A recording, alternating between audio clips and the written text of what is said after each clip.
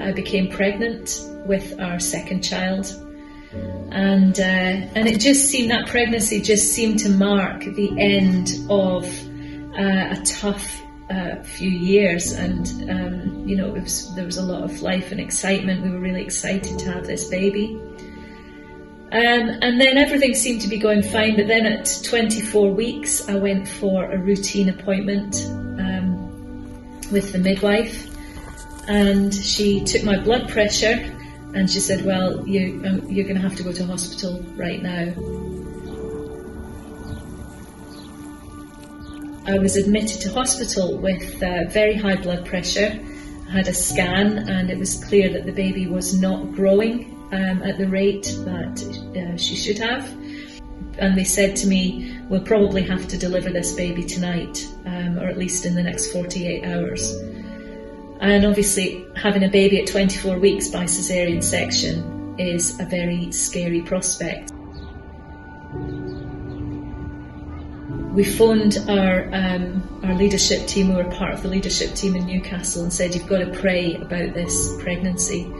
So they started to pray. I was given a bit of medication, and that night my blood pressure came down to still very high, but to the point where it was stable enough that they could monitor me every day and not have to urgently deliver the baby. So I was in hospital every day being monitored, not knowing when I might be delivered, not knowing how premature this baby was going to be. And praise God, with lots of prayer, I did get a bit further on. It got to a couple of weeks. But then I had this memory one night, which something I had never ever remembered before. And years before we even had Gideon, who's our oldest child, this person, this fortune teller, had come to the door, to our front door, and had wanted to tell my fortune. And as a Christian, I'd said to her, I'm sorry, I don't believe in stuff like that, so I don't want my fortune read. And she was very insistent, and as I was closing the door, she said, you're going to have a son, and he's going to be lucky for you. And at that point, we had no children at all. And then when I was in hospital, this thought came back to me, that this child that I was carrying was going to die.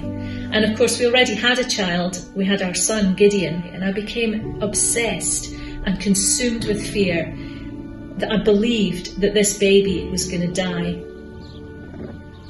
I started to think, well, if the baby doesn't die, then I'm going to die, or both of us, or one of us. And I just became obsessed with these fears of death, and what will Warren do if I die, or what will we do if this baby dies? And then a friend came in one day to visit me, and I knew I had to tell somebody about this. So I said to her, I've got this fear. I know it's stupid, but I've got this massive fear.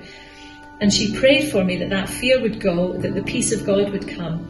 And I felt the peace of God flood into my body and my mind. And I never had that thought again.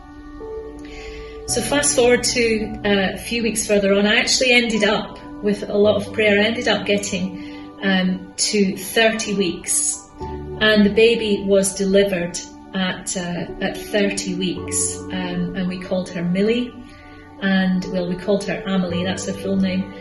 And she was born weighing 2 pounds, 1 ounce. She was very tiny, but she was very loud when she was born. And she went into the high dependency unit on special care, and she was only in there for 2 days. Then she moved into the next section of special care, and she really thrived. She had to grow, obviously, she was so tiny. And then at 8 weeks after she was born, she was due to come out of special care on a Sunday.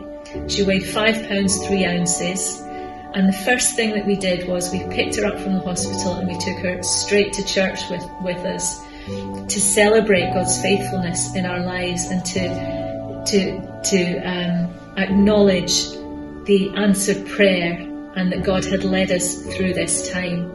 And Millie is now 18. She's going to be going to university in September. She's just finished her A-levels. And anyone that knows her would not know, or anyone that meets her would not suspect the start that she had in life. And God has just been really faithful and and was really faithful to us at that time.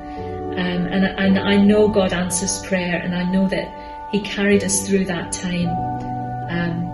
And I just want to thank Him for that.